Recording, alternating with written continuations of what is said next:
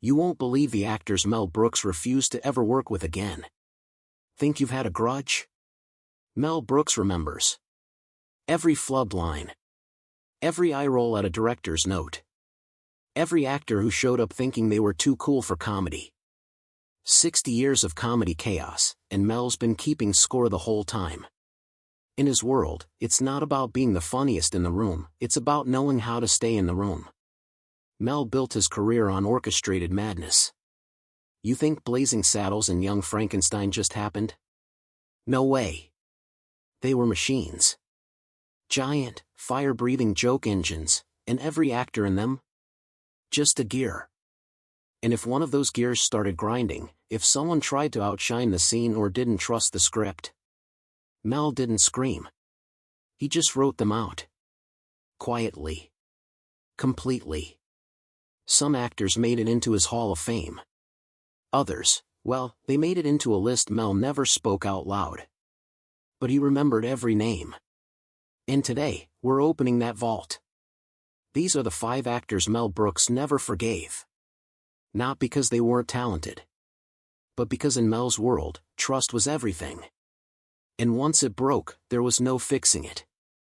First up, Frank Langella. Frank was a Broadway legend. A towering Dracula with a voice that could silence a room. He'd already played the role on stage to standing ovations. So when Mel started work on Dracula, dead and loving it, Langella seemed like the perfect pick. He wasn't. Frank came in thinking he was doing Shakespeare. Mel was doing slapstick. Picture trying to choreograph a pie fight with someone reciting the Bible. That's what it felt like. Every scene dragged. Langella delivered lines like he was auditioning for sainthood.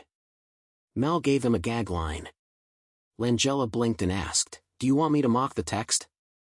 Mel's answer? "No. I want you to survive it." And that was it. 1 week later, Langella was gone. Replaced by Leslie Nielsen, an actor who knew how to play a scene completely straight while everything around him exploded. That's what Mel wanted. Not gothic gravitas. Not candlelight. He wanted chaos under control. Langella never spoke of the film again. Mel? He never mentioned his name. He just called Nielsen's performance one thing: perfect. Then there was Gene Wilder. This one hurts. Gene wasn't just an actor to Mel. He was a partner. A co-creator. They made lightning together. The producers, Blazing Saddles, Young Frankenstein, these weren't just films. They were revolutions in comedy. And Gene wasn't just in them. He was inside the jokes. He helped shape the punchlines before they were written. But after Young Frankenstein, Gene had a script of his own, The Adventure of Sherlock Holmes' Smarter Brother. He wanted to write it, direct it, and have Mel produce. Mel said no. Not because it was bad. But because, in his words, Gene wasn't ready to direct. That broke something. Gene saw it as betrayal. Mel saw it as tough love. So Gene made the movie without him. It had the usual suspects, Marty Feldman, Madeline Kahn, but it didn't have the spark. The timing was off. The warmth was gone. They didn't speak for years. When they finally saw each other again, it was at a surprise event. No speeches. Just a handshake, a few shared laughs. They stayed friendly after that. But the trust? It never fully came back. They never worked together again. Not out of anger. But out of quiet heartbreak. Mel once said Gene was the only actor he could show a joke before it had an ending. After Smarter Brother, that door quietly closed. Third, Chevy Chase. This one short. Because Mel didn't even need a full interaction to make his call. Chevy Chase never worked with Mel Brooks. Not once. And that was entirely on purpose. Studios pitched him. Audiences would have loved it. But Mel said no. Every time. Why? Because Mel didn't want someone who needed to be the smartest guy in the room. He wanted someone who shared the room. Chevy had a rep, quick wit, sharp tongue, but a habit of steamrolling scenes. Mel heard the stories. Saw the interviews. That cocky detachment? The smirk like he was already above the joke? That was a deal-breaker. The big near-miss was Spaceballs. Chevy was floated for Dark Helmet. But Mel wanted Rick Moranis. Why? Rick knows when to step back. Mel didn't care if you were a star. If you couldn't dance with the ensemble, you didn't get the music. Chevy never got the music.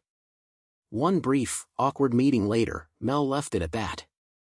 Maybe in another universe. And that was the end of it. Fourth, Harvey Corman. This one's a little more complicated. Because Harvey was in the club. Blazing Saddles. High Anxiety.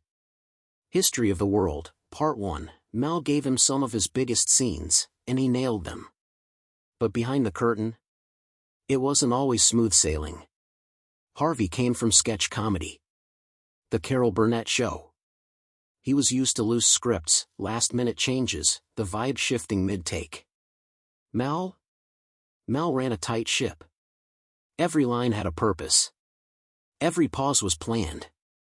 During High Anxiety, things got tense. Harvey wanted to tweak his role. Add bits.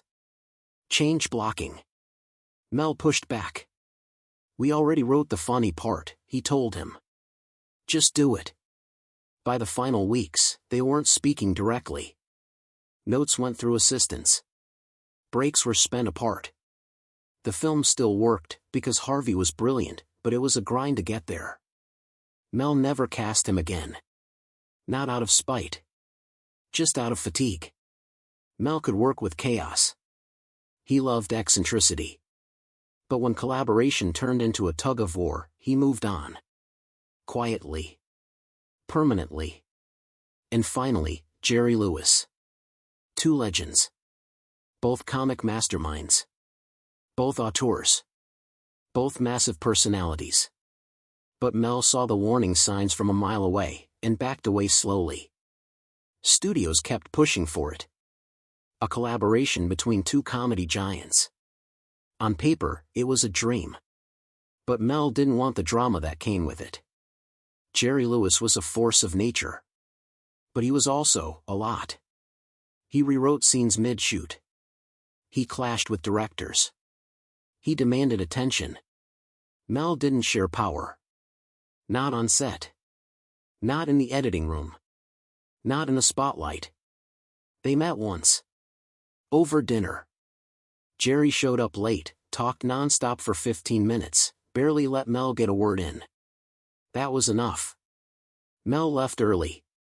And that was the last time they ever seriously considered working together. Mel once joked, if someone thinks they're the center of the universe, they can't function in mine. I already have a son. Jerry wasn't cast. He was never even close. Not because he lacked talent. But because Mel could already see the behind-the-scenes nightmare.